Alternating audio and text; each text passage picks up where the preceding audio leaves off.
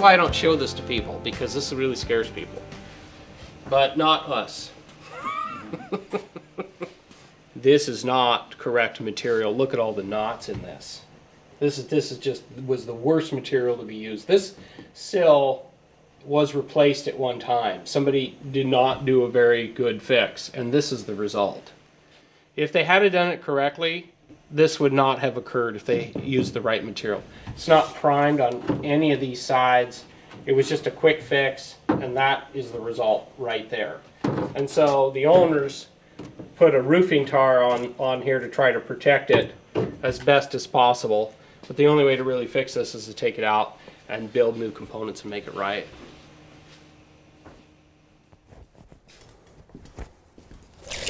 We got to make a new piece that matches exactly. I have my slide table here. I've measured where I need to make that cut. I've used my fence as my consistent measurement because we have to make a lot. The height has been adjusted, so the last thing to do is to make our cut.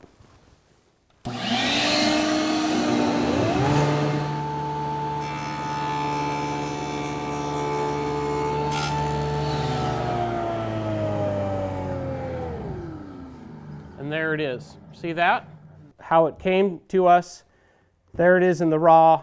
There it is with the coat of primer. We can tell that this sill, somebody tried to replace it one time. Well, they didn't use a high quality material because there's a knot in it. You can see that the right material has very tight grain. That's where you get the longevity. So the material is really important when you're doing this sort of exterior millwork.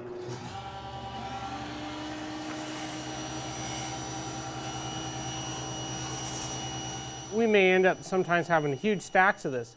This is why having a saw blade that makes a nice smooth. Can you imagine having to sand all this down or to thickness plane all this down? Having a nice smooth blade really helps us to save a lot of steps. And of course, in the end, this is the product that we end up with right there, ready to go. And then of course, later on, a painter they'll be happy and thankful that everything's been already pre-primed. These are the components of a double hung window. Here's our new sill. So that makes a really nice, strong joint. Now, of course, it's tight because we have a layer of primer in here.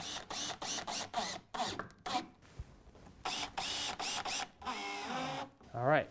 Well, now I could put screws in here, but I don't because I want to be able to. You want this to have a little bit of movement.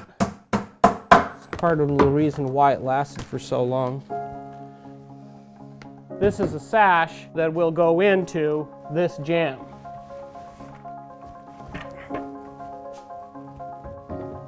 Okay?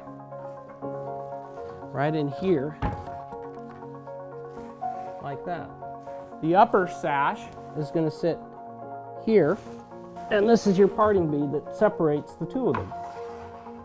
Your ropes come down and disappear into the side. Very simple operation for these double hung windows. It's pretty amazing to me how long these will last, how simple they are. This window will last another 100 years after we're done with it.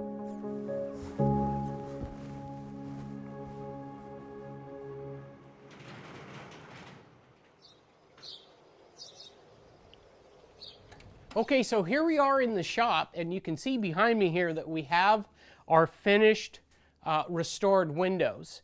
You can see how rotten they were before, but now they're all cleaned out, and the next step for us to do is to load these windows back into the truck, transport them back on site, and do our installation. We've manufactured a bunch of new sills. You can see where our mortise has been done here. And you can see that everything has been pre-primed on all sides. This is all cut to fit, ready to install into a lot of the jambs that are still out on site, like sideways. We're going to load these, put these into a plastic bag. And the reason why we do that when we transport is because on the inside, even though these have been cleaned, they're still lead. The reason why, this is why I have this rack back here, is because we do a lot of hauling of windows and plywood and that type of thing, and so it's really nice to have a space in the back of your rig where you can haul flat product like this.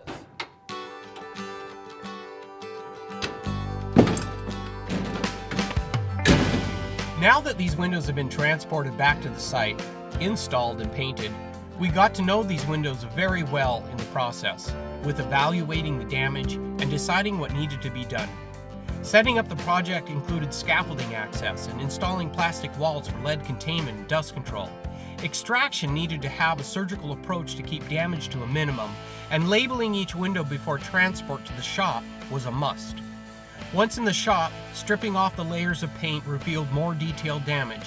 It's important to use quality materials because these historic windows have been around for a long time, and now they will be in use for a long time yet, so that they can continue to stand the test of time. I'm Daniel Westbrook. Thanks for watching. We'll talk to you soon. For more of Done Solutions, subscribe to our YouTube channel. And if you have any questions, leave them in the comment box below. We'll talk to you soon. Bye now.